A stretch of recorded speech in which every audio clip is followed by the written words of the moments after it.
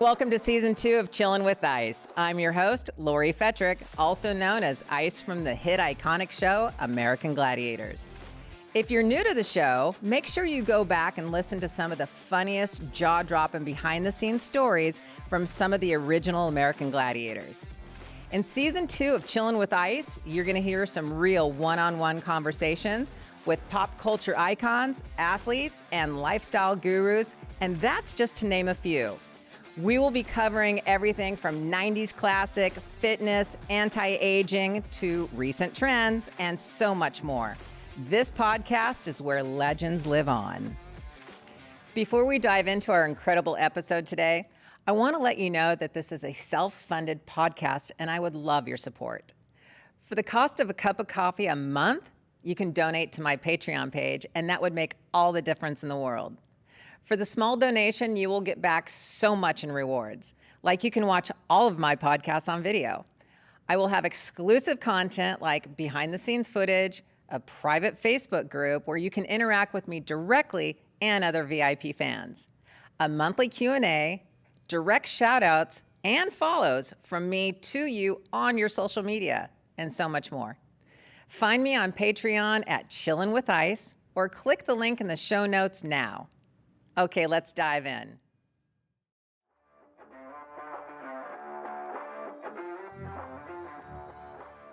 Welcome back to Chillin' with Ice. I have a very special guest today. Her name is Maaxx West, and this woman has done a shit ton.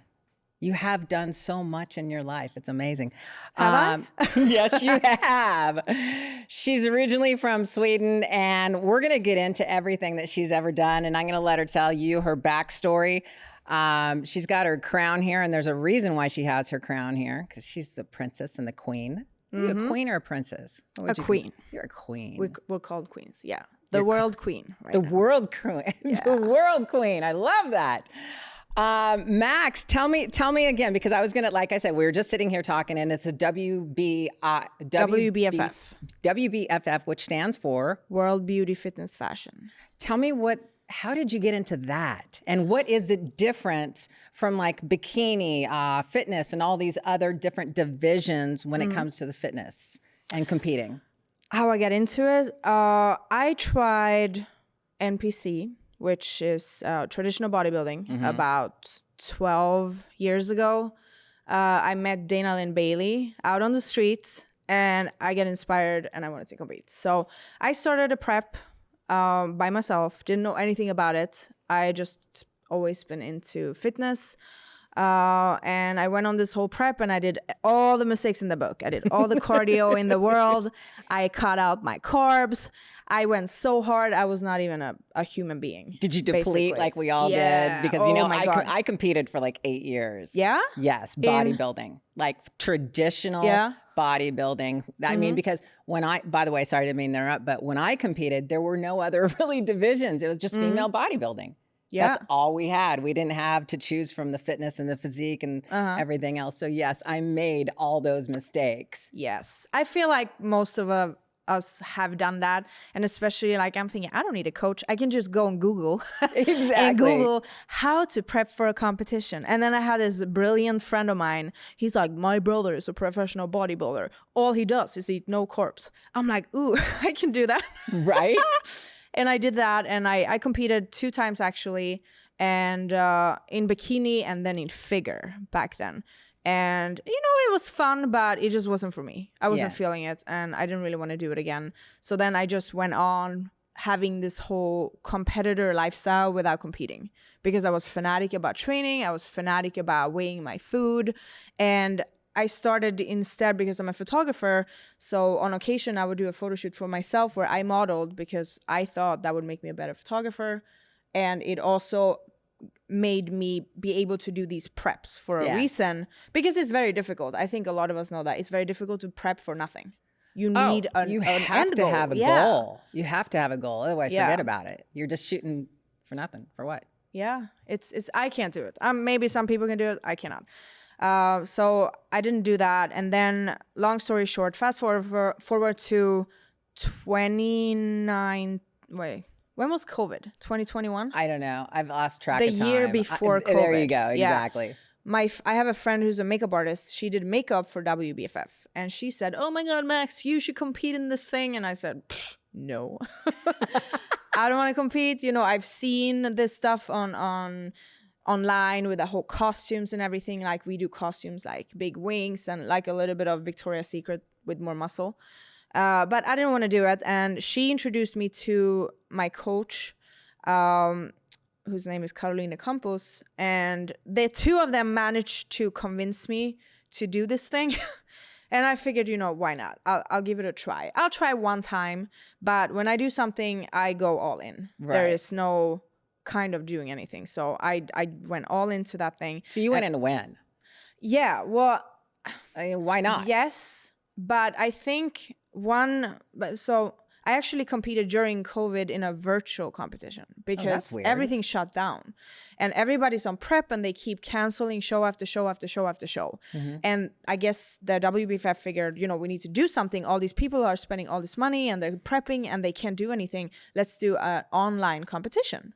So they did, and I did 2 of them and I won my pro card on one of them. Okay, wait. I got to ask you about that. Mm-hmm. I mean, online. Okay, yeah. I know that, I mean, during that time, I had online acting classes, mm-hmm. and it was the worst. I hated it. And then there was online auditions. Mm-hmm. I hated it. Yeah. How the hell do you do an online competition? I mean, where were you when you were filming yourself? Locked in my apartment. Well, I'm a photographer and videographer, so it's not hard for me. You had an advantage. What about the girls who weren't? They were very, like, they gave instructions on how to do it. They said, you know, use your phone, put it like landscape, mm-hmm. and put it in this height and, you know, have a light that is like this. So they were being very instructive. And if you had a coach, they would just explain how to do it. I figured it out anyway. Right. But I definitely saw that because they put everything together so we could go in and watch after. Okay. And watch all the different people. Some people definitely had really bad angles and lighting, but I mean, like, what are you going to do? Right. And at the end of the day, I think if somebody because the WBFF do this, so you don't have to win to get a pro card. Mm-hmm. You can get a pro card if you play 2nd or 3rd or whatever, if you are pro level. So you can also win and not get it. Okay. If that makes sense. Totally. You have to be a pro level. And I think even if the lighting isn't perfect and all these things, you can tell if somebody is a pro athlete level. I got it. Yeah. I guess. I mean, I didn't see everybody, but there weren't a lot of people getting it. I didn't get it on the first one. I got it on the second one. So when I finally competed, so I prepped from January that year to November. November, I stepped on stage for the first time on a pro stage and won it. That's so awesome. I won. I became a queen on my first real show. And I think I did not expect that. And I think because I didn't really want to do this. You didn't care that much? I care, but I prepped and I was like, yeah, I'm only going to try this one time, whatever. And then also I remember I was looking online on all these people that I had followed, like Hattie Boyle and what's this other girl's name? There was a bunch of them that were famous. Mm-hmm. And I looked at them and was like, I don't look like that. And then I looked myself in the mirror. I'm very big on like manifesting things. I looked myself in the mirror and I said, shut the fuck up, Maaxx. You're the shit. You worked hard and you're going to kick ass and you're going to win this crown. And then I did. Oh my God, I love that. And that is awesome. I don't know. It's like the mindset of, okay, I'm just going to do this and it's just going to work. Yeah. And I also did not think I was going to love being on stage. I'm a photographer. I like being behind the camera. I don't like being on the camera. Now I do. How was it being on stage for you? Did you enjoy it once you were there? Yeah. I loved it. Yeah. And now I was just, have you guys seen, oh wait, no, it hasn't come out yet. The new Steve-O thing.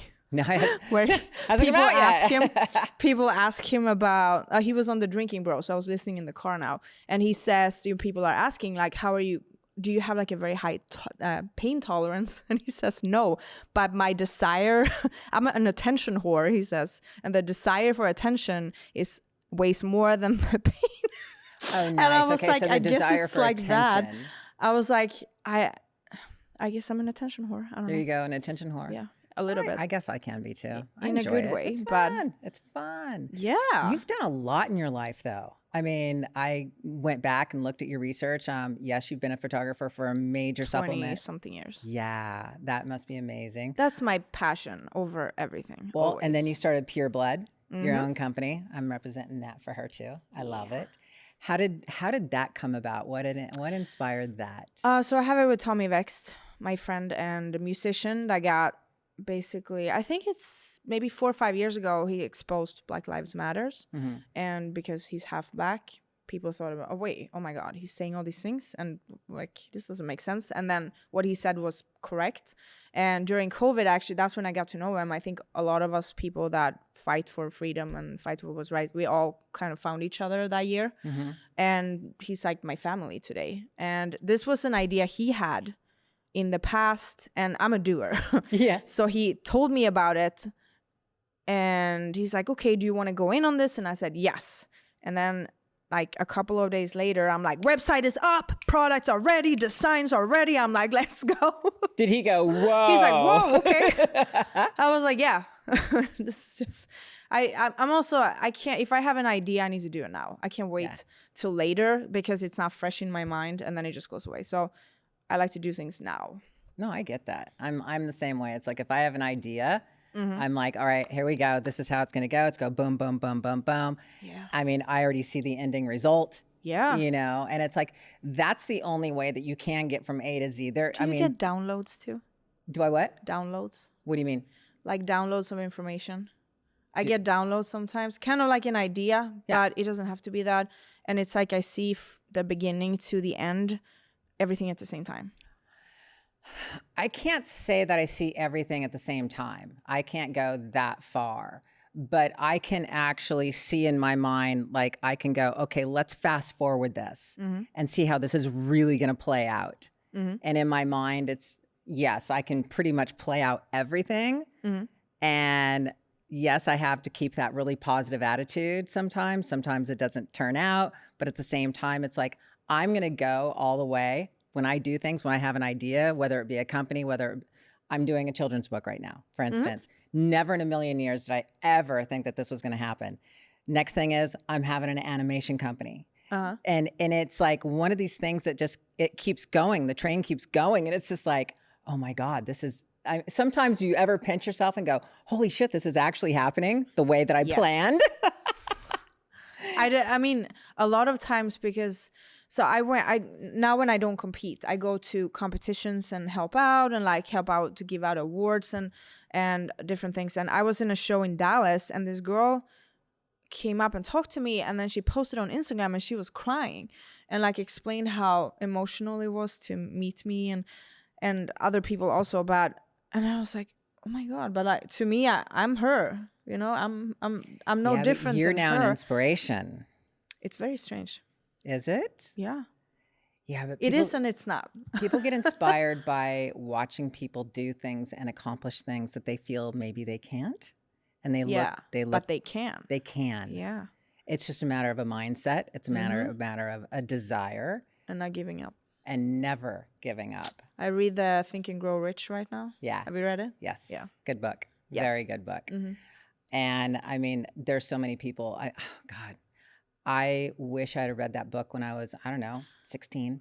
Yeah. Why do they not give that out in schools? It's the same. The love languages. Okay. You know the love languages? Yeah. Why are they not teaching kids that? They don't literally, come on. They don't, first of all, when it comes to financial information with kids nowadays, they should be learning how to do money, invest money, handle money, save money. Yeah. At 14, 15 years old because they get their first job at 16, you know, and we're not taught that here. I don't know how Sweden is. How was it when you were growing up there? No. Nothing. I mean, the only it's probably very similar. The only thing I know that we learn over there that is not here in Sweden or in Europe in general, we have to know about the whole world.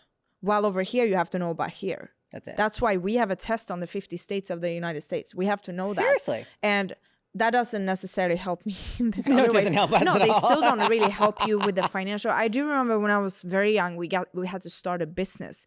So my business actually did best in the whole school because everybody had this great idea of selling somewhat expensive items, while my little company was making. It's like, I don't know if they have them over here, but in Sweden we have like it's like a cleaning cloth for the kitchen. And I was standing all night and printing Santa Claus on all of these things because it was Christmas. And then I sold them for like a couple of dollars. So everybody bought them because it's no money and they thought it was cute because I'm a kid. And everyone else is trying to sell like expensive items. Nobody's going to buy that. Right. While everyone is okay with Jeff. spending $1 on a child's item, which is still a usable item. Right.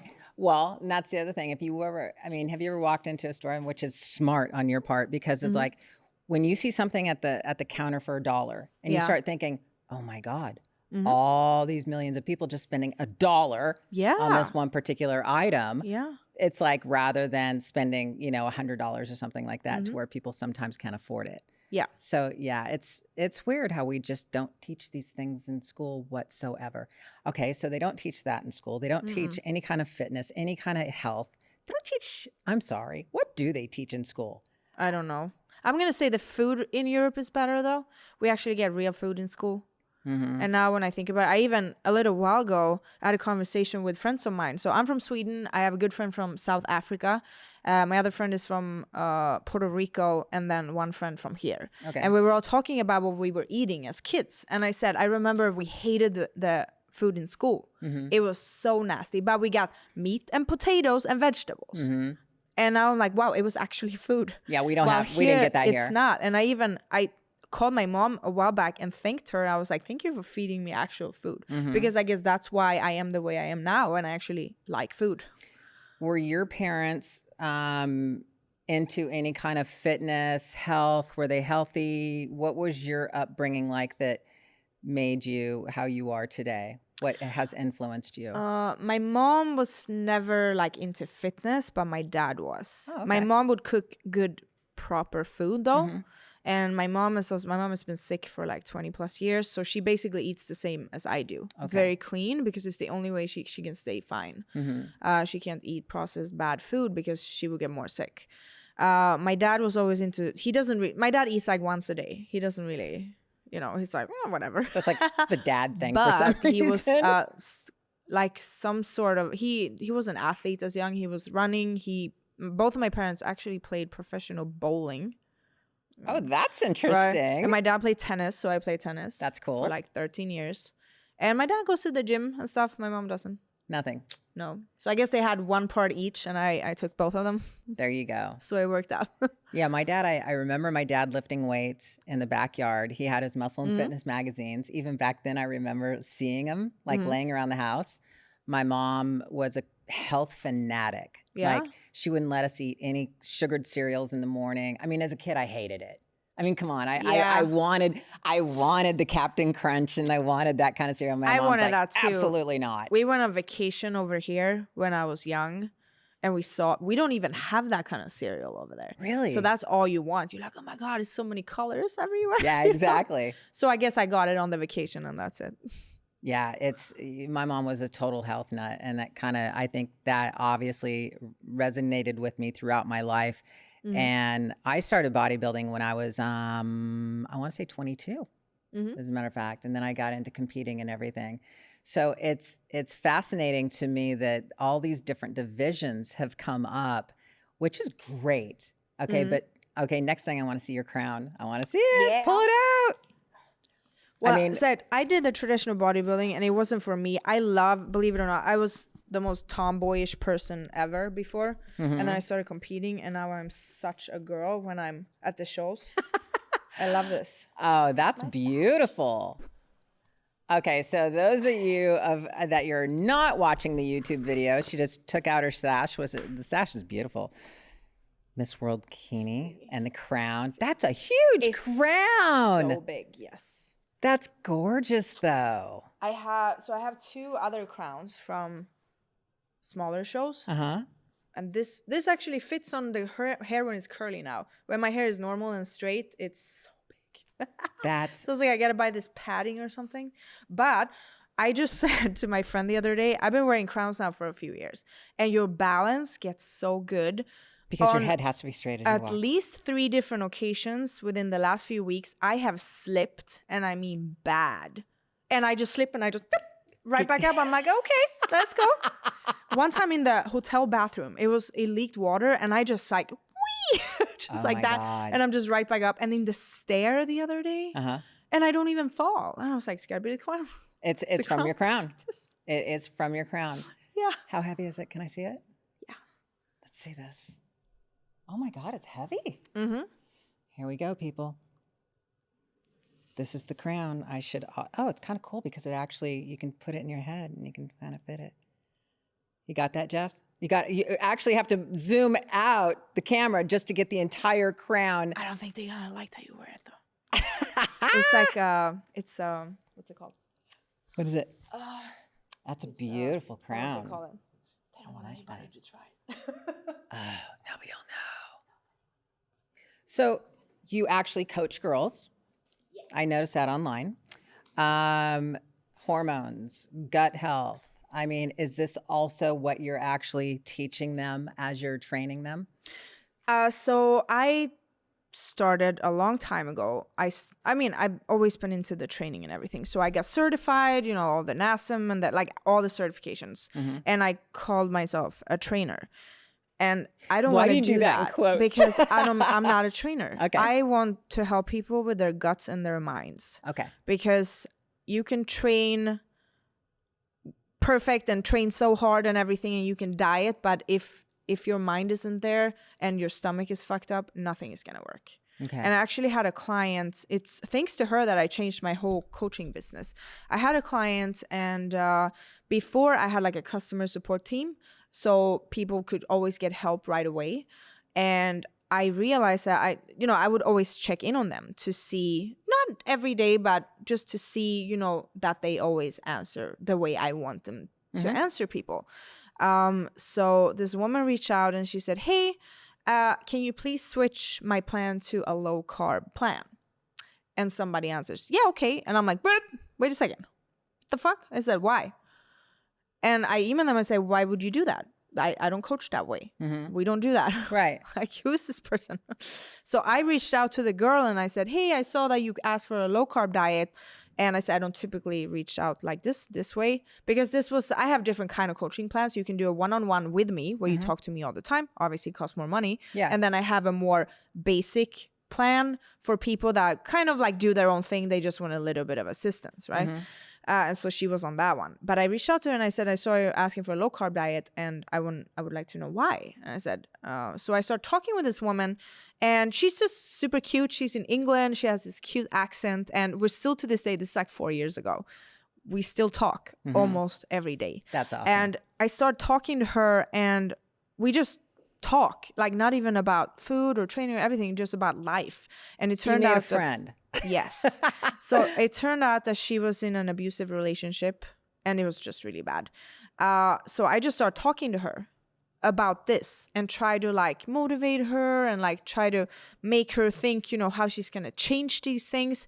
And then I'm going to say like maybe like 1 or 2 years later, she left this guy, took her daughter and left to a different place, and she is the fucking happiest, most beautiful like person today, and she's so happy. And she would always send messages to me like, Maaxx, you don't understand what you've done, like my life. I meet people from my past and they're like, who are you, you're shining. And then I was like, wait a second, this is because then she lost all the weight too, because she was very overweight, and she just changed her life and get happier, and suddenly all that weight just came off. Cortisol levels, stress levels. Yeah. I mean, we know how that works in our bodies, and so many people don't know how that works. They just think that, you just diet and diet and diet and then it works. Right. No, and these people who diet and diet, their body holds on to the weight, holds on to the fat. They're still stressed out of their mind. It's not happening. Or people overtrain. That's they true just too. Or they do something, which was always my struggle in the past. I would do something. I was a binge eater my whole life. And I mean, I can eat. You have no idea. I read that. You said that you could out-eat anyone. Anybody. So how tall are you? 5'8". 5'8". What do you weigh right now? Right now I'm like 150. 150. Is that your off season or is that? Yeah. I don't want to go higher. I've been to 160 and I don't like it. My joints don't feel good. And what do you compete at? I was 135. Okay, that's not bad. No. 15 pounds. So I started basically my fitness journey on 115 pounds. Oh, okay. I saw those photos.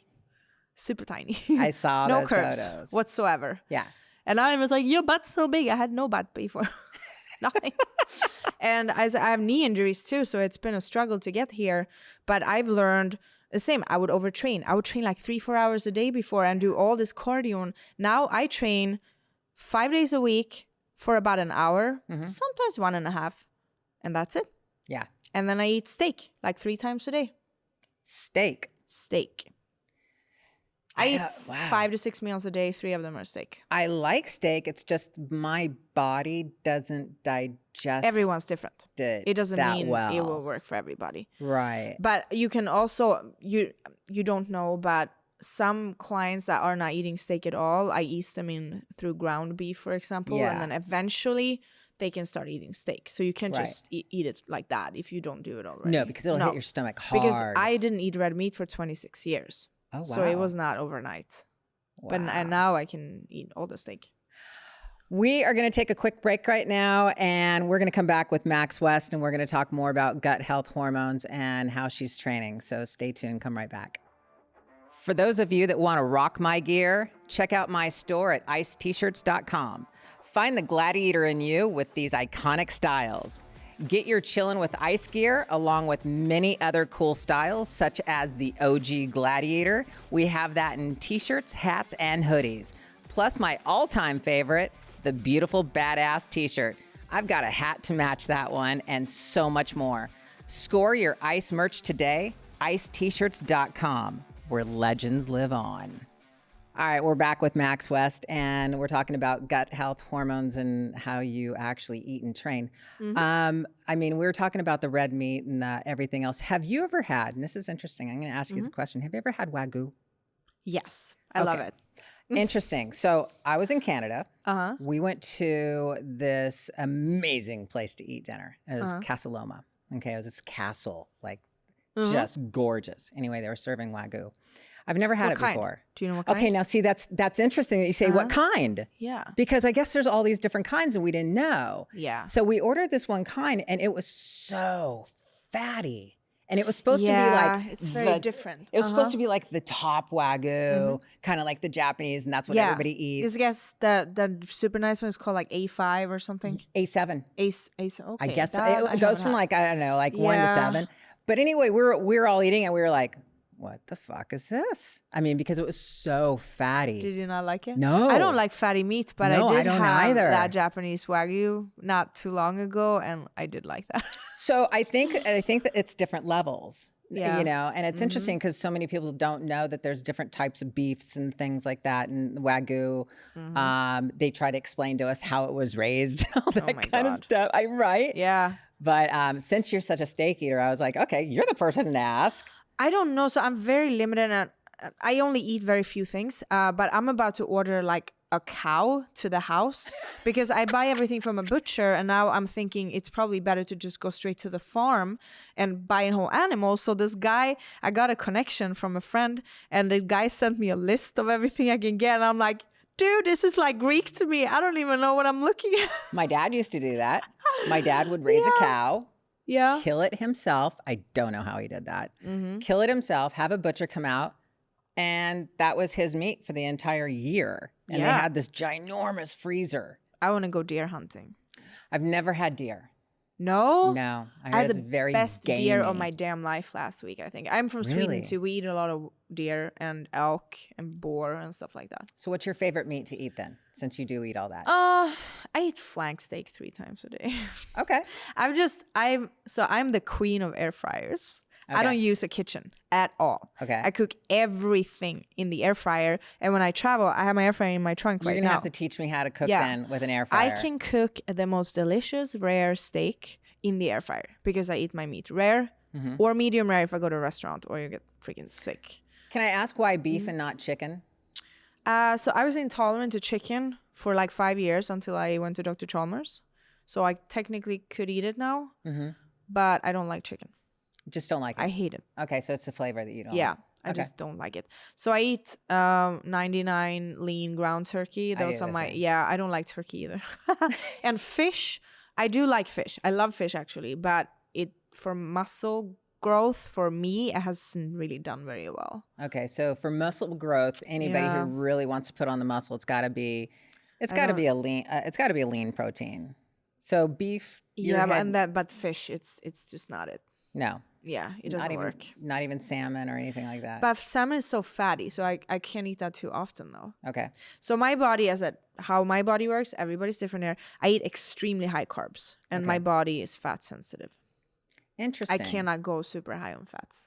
it doesn't, my best way to explain it, first of all, I eating an insane amount of carbs still keeps me lean. If I increase my fats, I just don't look good.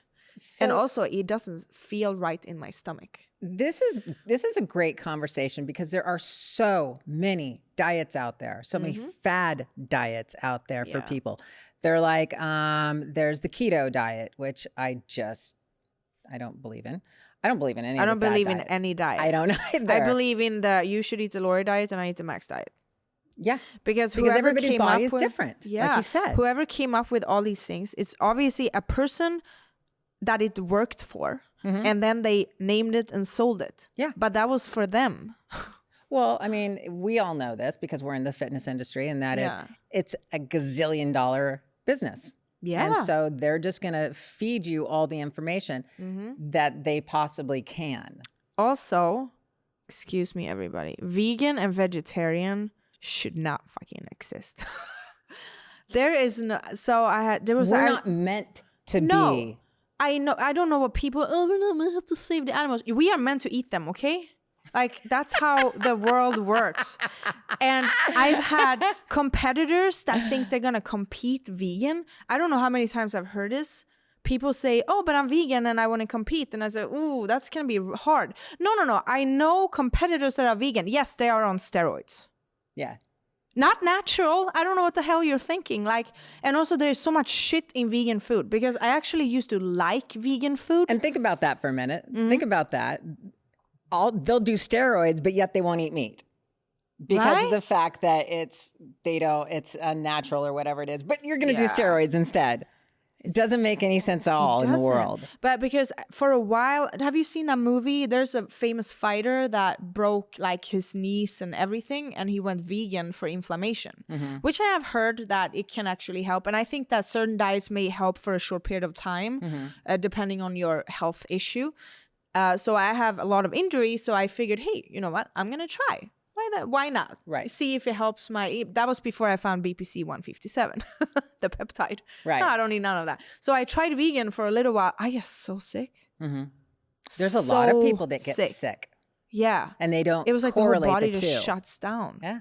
And you have to take so much supplements and vitamins because you're not getting nutrients. And I have a friend who actually did the whole breakdown of so vegetables are useless. I barely eat vegetables. I eat a little bit for filler, like when I prep and stuff, but I don't like vegetables and I don't eat them. The nutrients that we're supposed to get from vegetables, you get more of them from an animal these days than you actually get from the vegetable. I take a super green. I drink it. Yeah, that's probably better. I just drink it. Because people, you have to eat all your vegetables. No, why? Yeah. As I think Jay Cutler did a whole video about why it can actually even be harmful for a bodybuilder to eat a lot of vegetables. I didn't watch the whole thing, but it was like, yeah, he has a good point. Like, what? You don't get anything out of that shit anymore. Yeah. So vegan's out for you. Yeah. Vegetarian's out for you. You're a meat eater. Meat, red meat. I have clients too. Typically, I always want to try it with everybody because I don't believe people say, oh, I can't eat red meat because my body, I'm like intolerant to it or my body can't process it. That's bullshit. Probably not right now because of a lot of other stuff you've done in your life because you've destroyed your digestive system. So now you can't process it. Yes, that might be true. So let's fix that. Right. So I had a client that came to me a while ago and she didn't eat any red meat and her main sources of protein was actually not from animals. And I said, so this girl won her competition last week, 2 categories. Okay. So when we started, it took a little while to get it all in there, but she's eating meat. She's eating meat. All the meals. I think it's also, you can't just switch. Your body doesn't like drastic changes. So if you're a vegan now, don't start eating meat tomorrow. Right. I was just going to ask you, so what would you suggest to anybody that's looking to getting into, let's say, any kind of competition or fitness for their diet and they have no idea how to start this journey? Well, I think so as a competitor, this is a lifestyle. I eat the same food all year round. Prep or not. The only difference is that obviously now when I'm not on prep, I eat more food And I do more occasions when I eat flexible things or like have a cheat or a treat or something. But typically on a regular day, I eat the exact same thing now as I do in my prep. That's why I like my prep, because I like all the food I eat. I love my food. I eat steak 3 times a day. How's that bad? You know? What carbs do you eat, by the way? When you do eat them, because you said, No, I mean, you're I eat hard carbs caught. with You're all high. my Right. food. Yeah, So all my meals. What carbs do you eat? White rice and oatmeal. Okay. That's That's pretty another much it. controversial thing is the white rice. Everybody's like, don't eat white rice. It's As got to far be as brown I hear, rice. the brown rice, there's some shit on the brown rice that messes people up. I can't remember what it is now. There's always something. But also, everyone's different. For some, Yeah. potatoes work great. I've tried it. Potatoes, don't ask me why or how, but I don't look the same if I eat potatoes. I look great when I eat rice and oatmeal. Oatmeal? Yeah.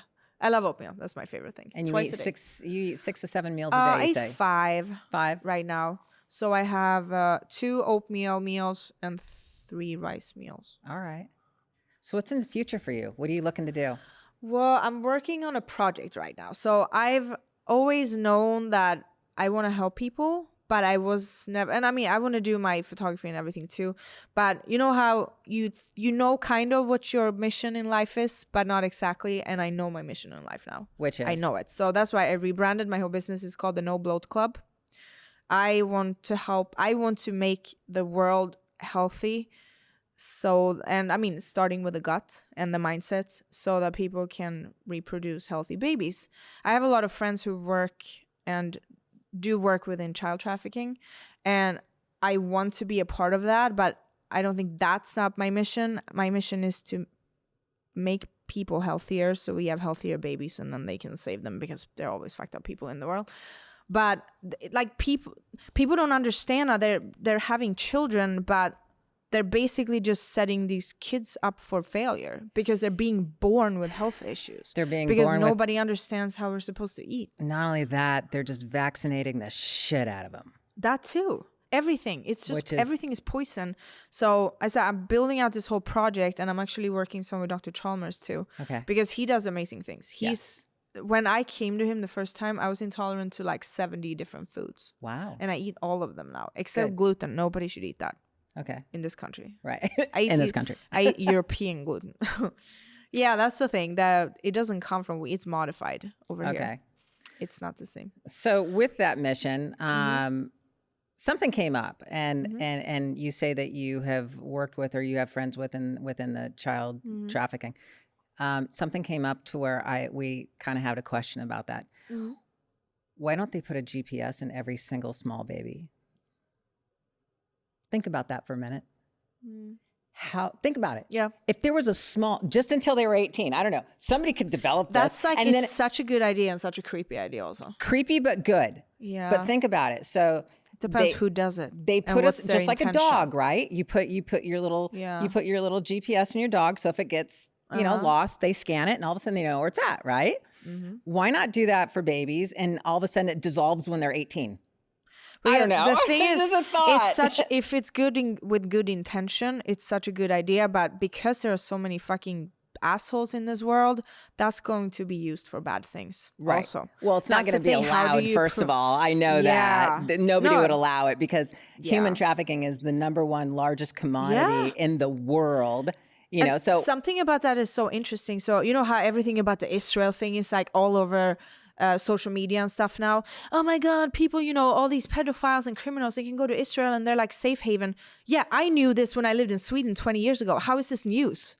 Like now you're all being aware of this shit? It's the awareness in the US. It's so interesting. And I always tell people, like, people just look on Instagram or Facebook, wherever they are, and that's where they get all their information from. I get mine all on TikTok. Put there, but whatever comes up there, that's what they know, and they believe everything on there. And I mean, some information is social true, media, and it has some to be not. true. It's just like, what the fuck? People do no research in anything. No, we're not used to that. No, not here. Not at all. I mean, I'm not going to say it. To be honest, I've tried. When I was young, my parents were like on different ends in the politic world in Sweden. So I always that must tried. Have been hard. Yeah. So I kind of always wanted to stay out of it. Yeah. So I'm not really, I mean, I'm not like completely lost, but I also don't dig too much into that kind of stuff. Yeah. My girlfriend went down the rabbit hole once during COVID, and I was just like, No, Stop. that's a funny story. So I said Donald Trump does not have a good reputation in Sweden. So I remember when the whole election was, and I'm like, I don't really want to vote for any of them. But I mean, like, if I have to pick. Yeah. And then I told my parents, oh my God, how dare you?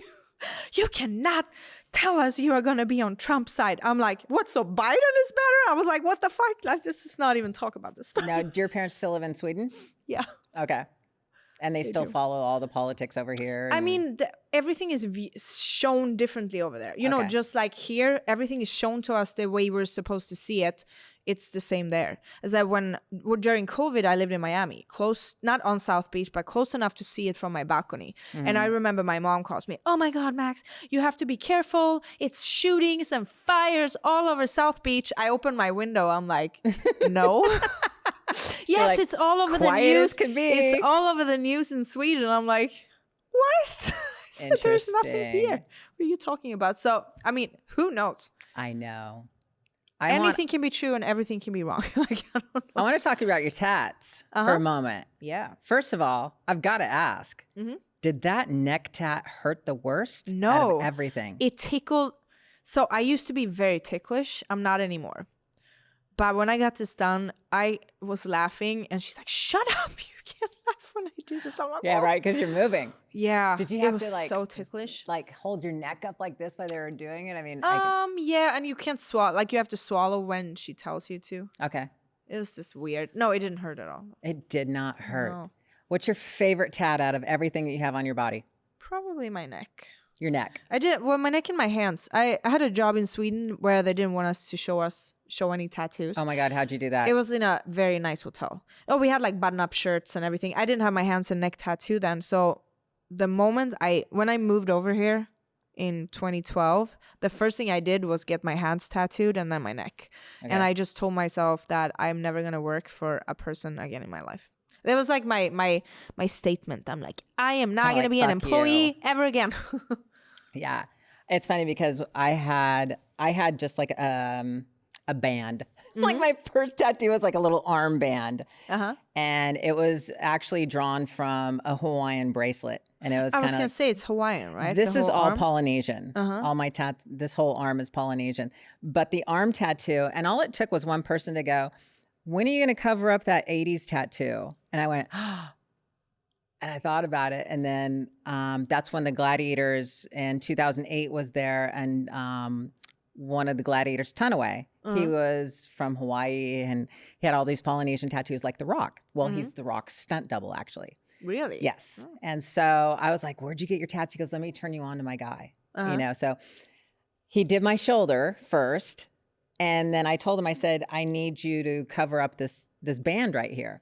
So he's doing my shoulder and all of a sudden I look down. He goes, okay, I'm done. I see the band still there. And I go, dude, you're supposed to cover the band. He goes, yeah, I don't know what to do with that. You're going to have to go somewhere else. You know, I was like, what the fuck? You know? So then I went to another artist and he went, and I was doing real estate at the time. So of course I went like right here so I could wear a short sleeve and cover it. Because it was the same thing. You're not supposed to have tattoos back then when I was in real estate, you know, to be professional. So then once I kind of decided that I wasn't going to do that any longer, the tattoo came down to here, to my elbow. And then when I realized I was the same way, screw it. I'm not working for anyone ever again. I'm going to have my own business. I'm going to be the entrepreneur. That's when I went all the way down to my wrist. Isn't it interesting? There's so many like entrepreneurs that have tattoos. It was like we're all like, now we're done with this shit. Yeah, it's almost like the stamp. It's like the stamp of, look, I'm an entrepreneur and I'm not working for anyone ever again. It is because it's, I mean, our society has, I mean, it's gotten better as we know, you know, as far as like the accepting of tattoos and stuff like that. But 10 years ago, I mean, no. I remember when I first moved here in Sweden, people don't really say much. It's not a thing to go. We don't really talk to strangers over there. That's why I never felt like I fit in. I love talking to strangers. Wait, so it's worse than LA? Because LA, I've heard that there's like nobody talks to anybody in LA, and they're, you know. So Sweden's worse than LA. This stand-up comedian that did a joke about Swedish people, and he's like pretending how he like blends into the wall kind of thing. It's like that. When I lived in New York, and whenever I hear Swedish people, I would just start talking to them, and they'd be like, "Whoo." Stranger and then danger. they walk away. Stranger danger. Yeah, I never understood that. I like talking to strangers more than people I know. Right. So you were going to say something about Sweden and tattoos, though. Oh yeah, people don't really say anything over there. So they I've just never don't- gotten a comment about Nothing. anything. And then I moved over here. Oh, in the beginning it was fun, and then when it started being like 40 times a day, I was just like, oh my god, I'm over this. Where they're just like, where'd you get that? What are you doing? What are all Does those that about? hurt? What does that mean? Or the Oh, best yeah. one, in the middle of a set in the gym, like excuse me, I have a quick question.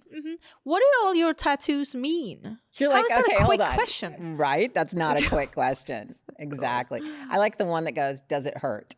Yeah. Well, I don't know. I told somebody, I was like, well, working out hurts too, but I do that also. No pain, no gain. Right. I always say that. No pain. Every time I go in for something, Botox, whatever it is, no pain, no gain. Speaking of that, I need some. Oh, I've got the girl for you. I had my guy in Miami and I was there and he wasn't there. And I was so sad. So now it's all wrinkly and shit here. Oh, you have nothing. But I say No, it's funny. I just do my forehead. Yeah, isn't it funny? It's Yeah. like once you can like do something. This is like, a photography thing. I've had this since I was like 20 because I do this when I photograph. yeah. See, it's like if you get this thing right here, no pain, no gain. Yeah. Tell me about your Edward Scissorhand tattoo. I think I was like 20 something. And I had an artist I would go to and I told him I want to do Edward Scissorhand because it's my favorite movie ever. Ever? Yes. Tell me Since why. I was 5. Tell me why. It came out when I was 5, I think, and I was in love with him. And my mom had a poster in her room because I thought he was scary, but I was still in love with him. Okay. It's the cutest movie. It is cute. So you got the tattoo when you got older. Yeah, and this artist told me about some guest artist. It was like a kid that was just there for the day, and he did this, and I don't know who he is, and I don't know where to find him, but he did a damn good job. Yeah, he did. He did an amazing I've seen some job. really bad Edwards. Oh, I'm sure you've seen I some feel pretty. so bad. People that got like a portrait, and it just is so bad. And it's just terrible. Yeah, I have my sister also How many brothers and sisters? on the side. She's on the other side. You're like, where is she? You're like looking around. She's always with me. I have one real sister, and my step-parents have. My stepmom has 2 daughters, and my stepdad has 1 daughter. Okay. So when's your All next girls. competition? Next year, Worlds in August. I only do that one. I wish I could compete more, but skinny people cannot diet that much. So it's hard for you to do more than one competition a year. Yeah, last year I did. No, not last. Yeah, last year I did 2 shows, and I won the first one, and the second one I shrunk so much You just because can't do it takes so long for me to gain weight back. Mm-hmm. And again, even though I don't eat as bad as I used to when I was younger, I eat a lot. You do. Like you would never. So you said you even eat imagine almost how much I 3,000 to 3,500 calories a day. Is that I don't about do right? that now. I did when I did my bulk, Mm-hmm. like my actual bulk. I don't like it. I don't feel comfortable. I want to feel good. What do you average out about per day? Now, I mean, average. Off Actually, I'm gonna say now it's probably still an average of about 3,000. But what I do now is just I eat less on a daily basis, and then I do more refeeds. Okay. Basically, so I'm gonna say the average is probably still the same, but it works out better, and I don't gain as much weight back. Now, you do talk to women about their hormones, but you're too young to really deal with No, the I turned hormones. 38. Oh, you're so old. No, but I've had very low testosterone for the past 15 years probably. And I don't know. So when I was about 20 something, back then I was on birth control because everyone is, right? Mm-hmm. And I started getting really bad stomach issues, and nobody could figure out what was wrong with me. And I had like cramps, and I couldn't walk or breathe or work, do anything. And a lot of doctors down the line, one doctor said, stop taking your birth control. So I did, and all the problems went away. And I was, like I said, I was like 20 something. And she told me then, when you eat birth control, like when you do a test or something, it doesn't come out accurate because it's messing it up so much. So after I stopped it, she told me, just so you know, you can't get pregnant on your own. And I didn't like care. Ever? No, they said I just needed medical help. Okay. But I was 20 and I was like, fuck yeah. I didn't care. You're like, woohoo! I didn't like bother to look into it or why or anything. I'm like, whoa, this is great. Yeah. No more birth control. So then I came to this country like later on, And whenever I went to gynecologists, I always told them, like, there's something wrong with me. I can't get pregnant on my own, but I don't remember what it was. They called it something, but I don't know. And it was in Sweden, and Right. And everyone here told me, no, there's nothing wrong with you. There's nothing wrong with you. They always said that. And then later on, found a hormone replacement clinic. They, checked all my hormones, and my testosterone was 14 and my free 1.3. Wow. So if anybody, everybody's different. It doesn't mean different. that's necessarily bad, but typically they say like a woman in my age should be maybe 40 to 80 something.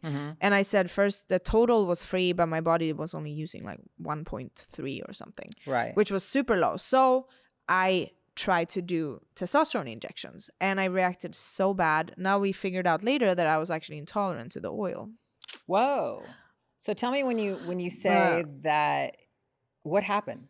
I'm curious. I swelled up like a blowfish. I couldn't walk. I was laying in my bed like I couldn't move my fingers. It was just horrible. Whoa. So I was told then, we can just give you water pills. And I said, hell no. So you take one thing, so you need another thing? No. Nope. My mom is sick. I don't want anything. I said, so I just stopped.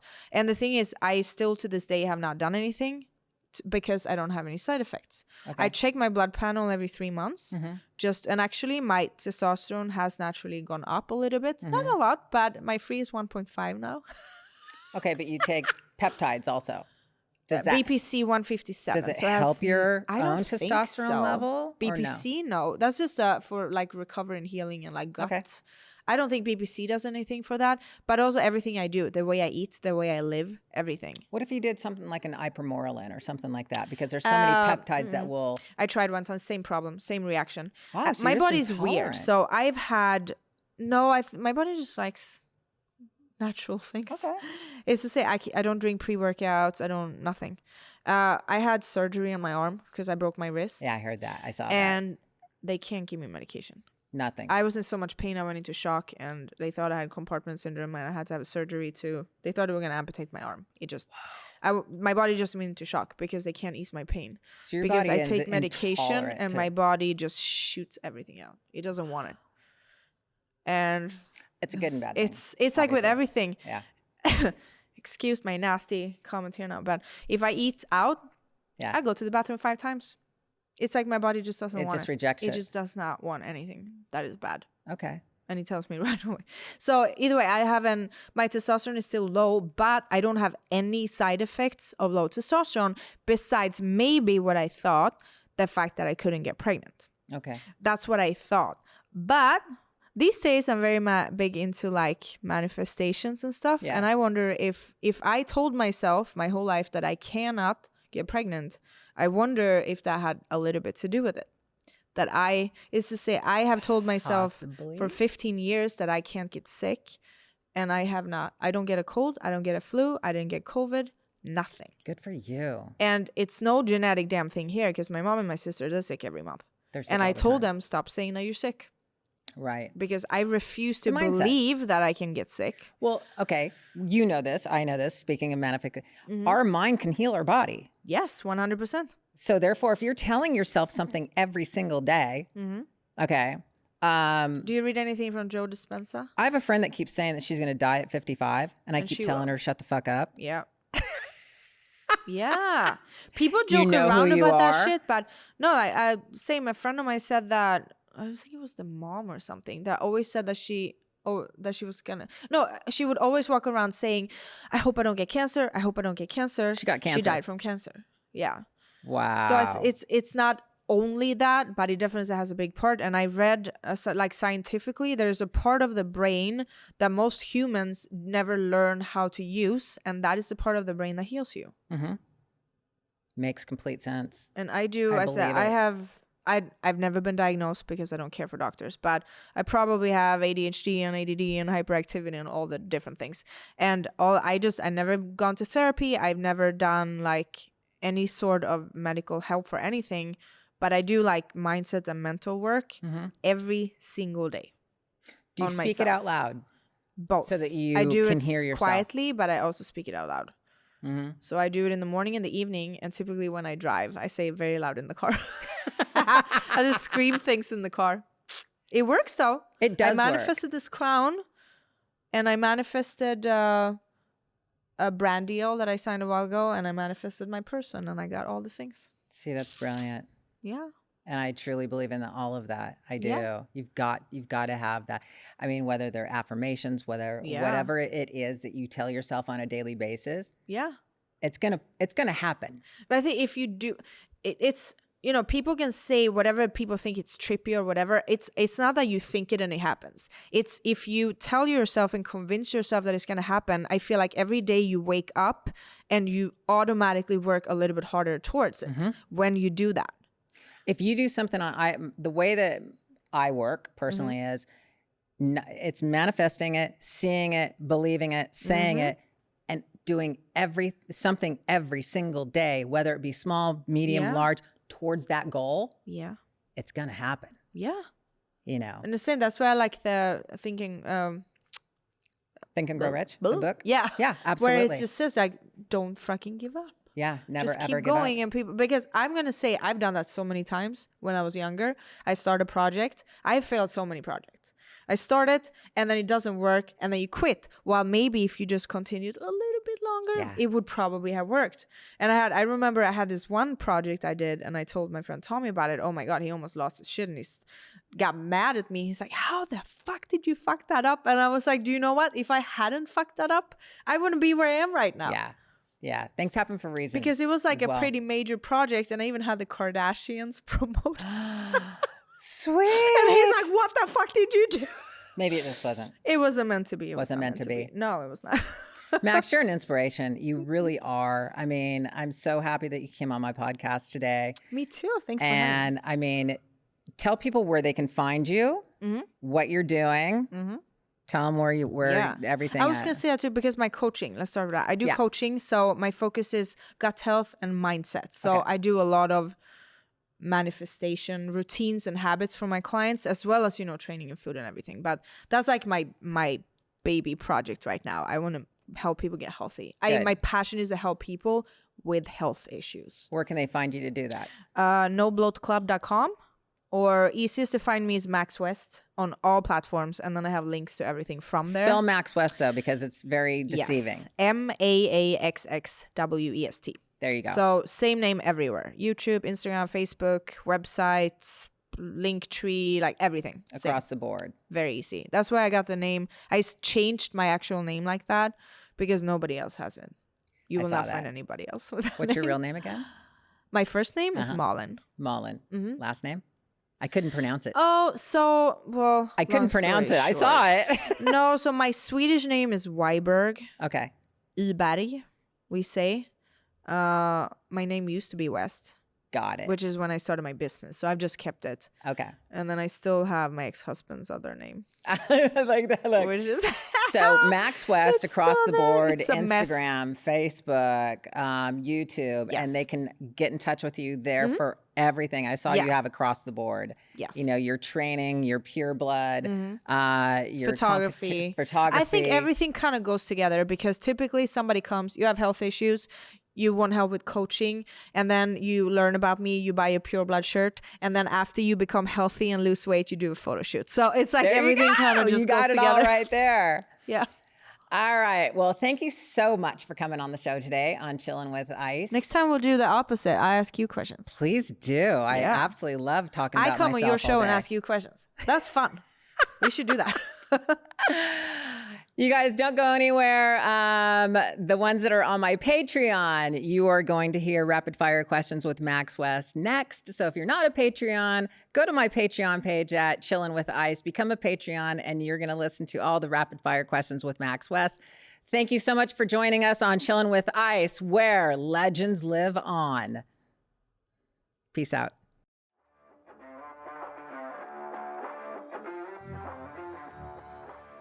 Thank you so much for listening to Chillin' with Ice.